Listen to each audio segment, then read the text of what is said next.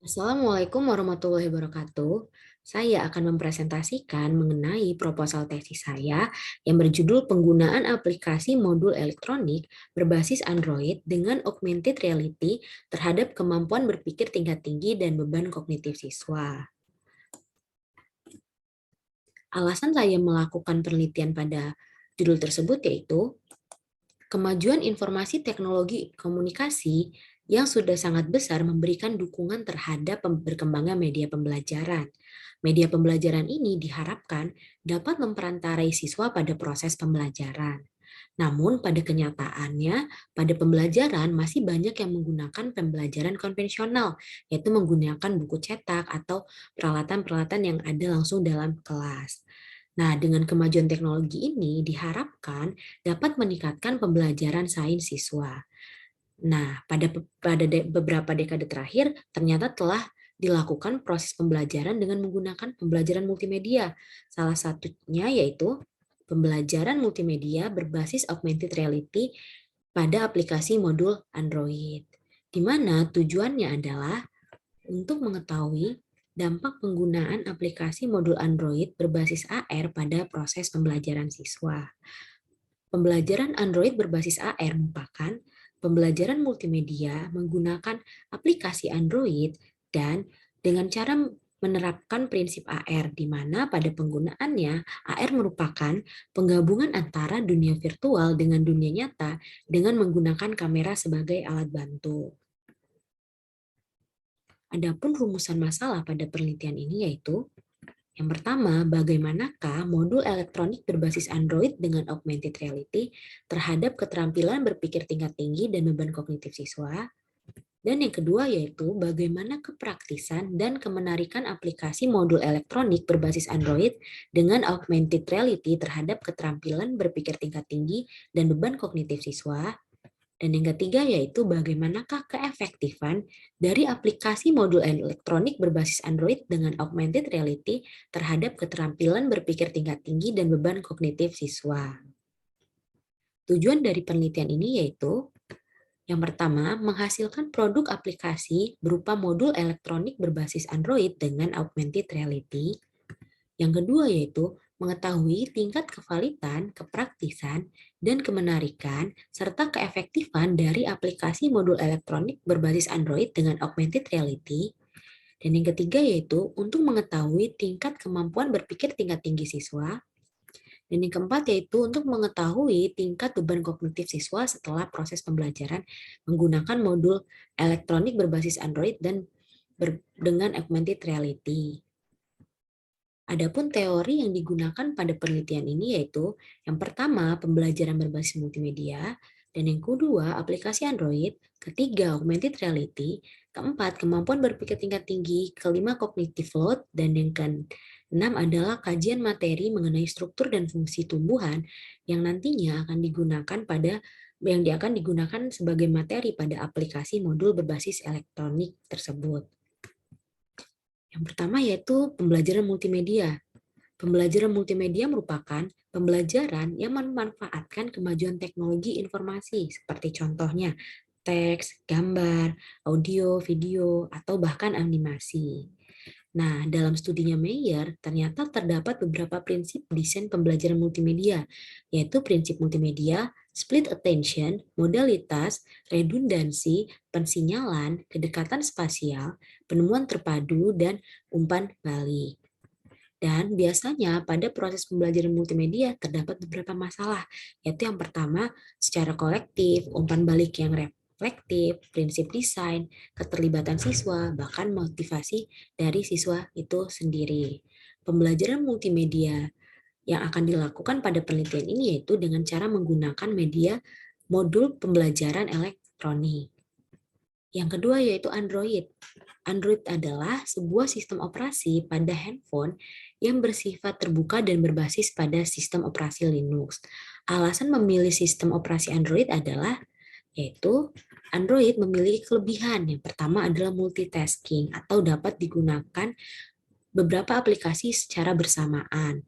Dan yang kedua yaitu akses mudah digunakan, di mana Sistem aplikasi Android dapat digunakan menggunakan handphone yang dapat dibawa kemana-mana dan lebih praktis bila dibandingkan dengan laptop atau komputer.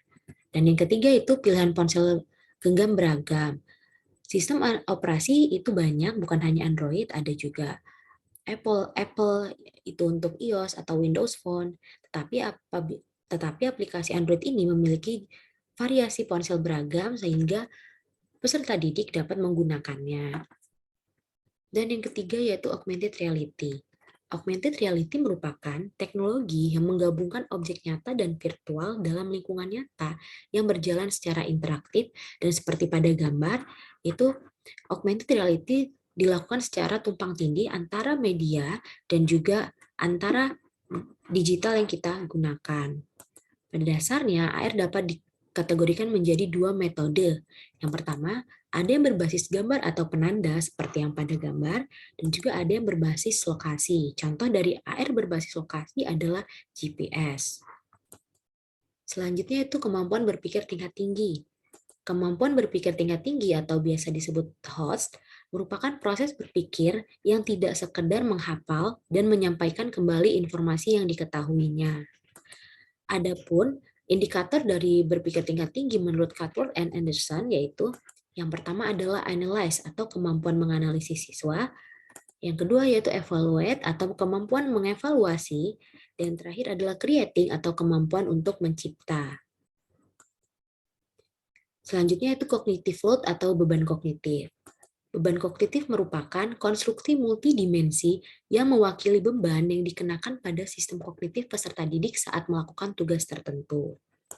Cognitive load dapat dikategorikan menjadi tiga, yaitu yang pertama adalah intrinsic load. Intrinsic load adalah cognitive load yang berkaitan dengan materi yang digunakan. Yang kedua adalah extraneous load. Extraneous load adalah beban kognitif yang terkait dengan media atau aplikasi yang digunakan. Sedangkan yang ketiga adalah germane load. Jadi germane load adalah beban kognitif yang berkaitan dengan proses berpikir jangka panjang siswa. Selanjutnya adalah metode dari penelitian ini. Yang pertama ada desain penelitian, partisipan, teknik pengumpulan data, instrumen penelitian, dan analisis data. Adapun desain penelitian yang akan digunakan adalah desain penelitian R&D atau Research and Development, penelitian dan pengembangan yang diadopsi dari model ADI. Model ADI merupakan yang pertama adalah tahap analyze. Pada tahap ini adalah menganalisis tentang latar belakang mengapa kita melakukan atau akan melakukan penelitian dan pengembangan topik tersebut. Yang kedua adalah desain, yaitu dengan cara mendesain prototipe apa yang akan kita lakukan. Yang ketiga adalah develop, mengembangkan hasil dari desain yang sudah kita buat. Yang keempat yaitu implement atau mengimplementasikan hasil dari produk yang sudah kita buat. Dan yang terakhir adalah evaluate. Apabila setelah diimplementasi terdapat kekurangan, maka dilakukan revisi dan dilakukan implementasi kembali, dan kemudian dievaluasi kembali sebelum hasil itu final dan dapat dipublikasikan ke khalayak umum.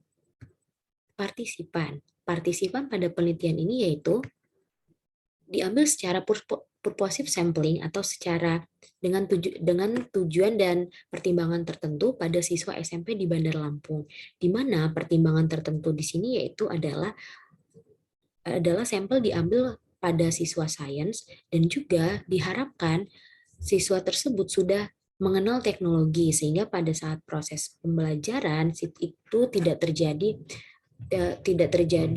kesenjangan antara siswa satu dengan siswa yang lainnya. Dan pada penelitian ini rencananya akan dilakukan pada kelompok yang pertama yaitu kelompok eksperimen dengan menggunakan pembelajaran aplikasi modul Android berbasis AR, dan kelompok yang kedua yaitu merupakan kelompok kontrol dengan pembelajaran tidak menggunakan aplikasi modul Android berbasis AR. Penerapan dua kelompok ini bertujuan untuk membandingkan kemampuan kelompok eksperimen dengan kelompok kontrol, di mana yang dibandingkan adalah kemampuan berpikir tingkat tinggi siswa dan juga beban kognitif siswa setelah proses pembelajaran dilakukan. Desain penelitiannya sebagai berikut, yaitu pada experimental group dan pada control group sama-sama dilakukan pretest sebelum proses pembelajaran dilakukan, dan setelah proses pembelajaran dilakukan post-test, yang tujuannya adalah untuk mengukur keadaan berpikir tingkat tinggi siswa sebelum proses pembelajaran dilakukan dan juga setelah proses pembelajaran dilakukan. Adapun tahap analyze pada penelitian ADI ini yaitu yang pertama, analisis kebutuhan pendidik dan juga peserta didik menggunakan angket. Nah, angket ini berisi tentang penggunaan bahan ajar yang kurang efektif dengan media pembelajaran cetak, atau misalnya pembelajaran IPA yang belum mengintegrasikan Android dan AR, dan juga bisa jadi rendahnya kemampuan berpikir tingkat tinggi peserta didik. Nah, selain itu, selain studi pendahuluan, juga dilakukan studi literatur, di mana studi literatur ini mengenai teori tentang bahan ajar yang berbasis aplikasi modul Android berbasis AR. Dan juga penelitian terdahulu yang telah dilakukan oleh peneliti-peneliti lainnya yang tentang bahan ajar, Android, AR, dan kemampuan berpikir, serta cognitive load. Dan tahap yang kedua yaitu tahap desain, di mana pada tahap desain ini adalah mendesain produk yang akan digunakan pada proses penelitian, di mana pada penelitian ini adalah mendesain modul Android berbasis AR, dan pada materi struktur dan jaringan tumbuhan. Kemudian setelah didesain adalah tahap development. Pada tahap development ini, peneliti mengembangkan produk berdasarkan desain yang telah dibuat. Selanjutnya, setelah dikembangkan produk tersebut, maka dibuatlah draft yang pertama untuk divalidasi ahli, yaitu ke ahli 1, ahli 2, dan ahli 3. Setelah divalidasi, maka dianalisis hasilnya. Apabila hasil validasi ini valid dan tidak terdapat revisi, maka produk boleh dilanjutkan ke draft yang kedua. Tetapi apabila pada draft 1 ternyata terdapat revisi, maka harus direvisi terdahulu produknya dan dibuat draft kedua, masuk lagi ke validasi ahli, dan begitu pun seterusnya, dianalisis lagi, dan apabila masih valid, apabila hasilnya adalah valid, maka dilakukan ke uji selanjutnya. Dan apabila ternyata masih belum valid lagi, maka berulang lagi siklus tersebut sampai hasil dari validasi ahli adalah valid. Setelah dilakukan revisi, maka dilakukan draft 2 dan dilakukan uji coba. Uji coba di sini adalah uji coba kelompok kecil. Tujuan dari uji coba kelompok kecil adalah untuk mengetahui apakah aplikasi tersebut dapat digunakan. Setelah dilakukan uji kelompok kecil, maka dianalisis hasil. Apabila aplikasi itu praktis dan efektif, tetapi tidak terdapat revisi, itu boleh dilanjutkan ke draft 3. Sedangkan apabila aplikasi tersebut praktis dan efektif setelah digunakan, tetapi masih terdapat revisi, maka harus direvisi dulu produknya, baru masuk ke draft 3 dan uji kembali ke kelompok kecil. Apabila hasil dari uji kelompok kecil dianalisis dan ternyata praktis dan efektif, selanjutnya bisa lanjut ke tahap selanjutnya, yaitu draft 3. Tahap yang keempat yaitu tahap implementasi atau uji coba luas. Nah, uji coba luas ini adalah bertujuan untuk mengetahui apakah aplikasi modul yang sudah layak dan sudah dibuat tersebut dapat meningkatkan kemampuan berpikir tingkat tinggi siswa dan juga dapat meringankan beban kognitif yang ada pada siswa.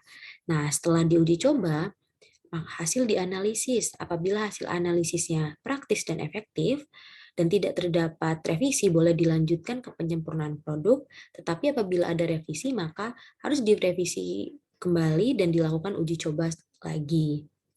Nah, tahap terakhir yaitu evaluasi. Setelah ternyata produk yang dianalisis itu sudah bagus dan juga sudah sempurna, maka modul dapat dikatakan valid, praktis, efektif, dan juga dapat dan layak disebarluaskan ke khalayak umum dan dapat digunakan pada proses pembelajaran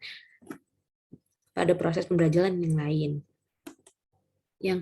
Selanjutnya itu teknik pengumpulan data. Data pada penelitian ini yaitu ada data kualitatif dan juga data kuantitatif. Data kualitatif merupakan validasi produk e-modul yang dikembangkan, data kognitif load peserta didik, dan juga data respon peserta didik guru setelah penggunaan e-modul di kelas. Sedangkan data kuantitatifnya merupakan kemampuan berpikir tingkat tinggi siswa yang diperoleh dari hasil pretest dan juga post-test.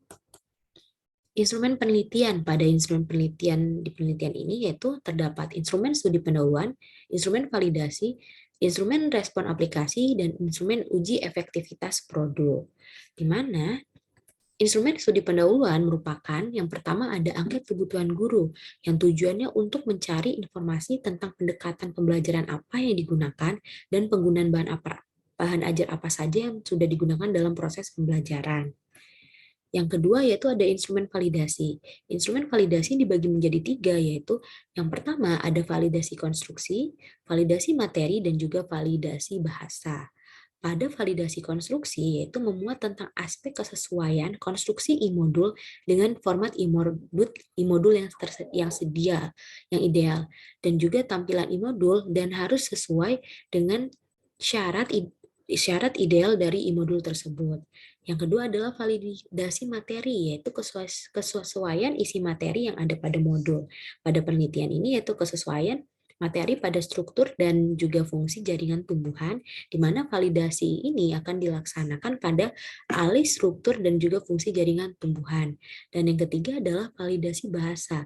Validasi bahasa yang digunakan pada penelitian ini yaitu kesesuaian kaidah bahasa yang digunakan, di mana pada penelitian ini menggunakan bahasa Indonesia, sehingga validasi dilakukan oleh dosen ahli bahasa Indonesia.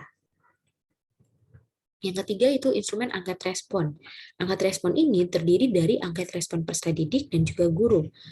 Tujuannya yaitu instrumen angket respon peserta didik dan guru berupa pernyataan untuk menilai kemenarikan, kebermanfaatan, dan juga keterbacaan dari aplikasi modul tersebut. Yang keempat yaitu instrumen uji efektivitas produk. Yang pertama, terdapat pretest dan post-test. Pretest dan post-test ini bertujuan untuk menguji efektivitas produk terhadap meningkatkan kemampuan berpikir tingkat tinggi siswa. Pretest dan post-test terdiri atas 20 soal materi tumbuhan dan 40 soal materi konsep tumbuhan. Dan setiap tes dinilai pada skala 0 sampai 100 dan diakumulasi dalam bentuk persentase. Sedangkan penilaian efektivitas produk yang kedua yaitu survei atau angket, tujuannya untuk mengukur beban kognitif pada proses pembelajaran berlangsung. Survei mental dilakukan untuk mengukur beban kognitif siswa.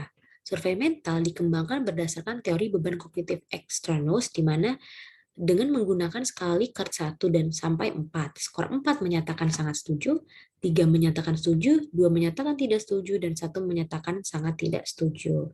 Di mana survei mental ini dikembangkan berdasarkan teori Extranos. Sehingga berdasarkan teori Extranos ini adalah yang diukur beban kognitifnya yaitu penggunaan modul berbasis elektronik dan Android dengan AR terhadap survei mental siswa. Selanjutnya itu teknik analisis data. Teknik analisis data yang digunakan yaitu ada dua. Yang pertama peningkatan kemampuan berpikir kognitif, yaitu dilakukan uji normalitas dan juga uji homogenitas. Sedangkan analisis perangkat yang digunakan yaitu apakah perangkat layak, keefektifannya, dan juga kepraktisannya. Sekian pemaparan saya mengenai proposal tesis saya. Saya akhiri. Wassalamualaikum warahmatullahi wabarakatuh. Terima kasih.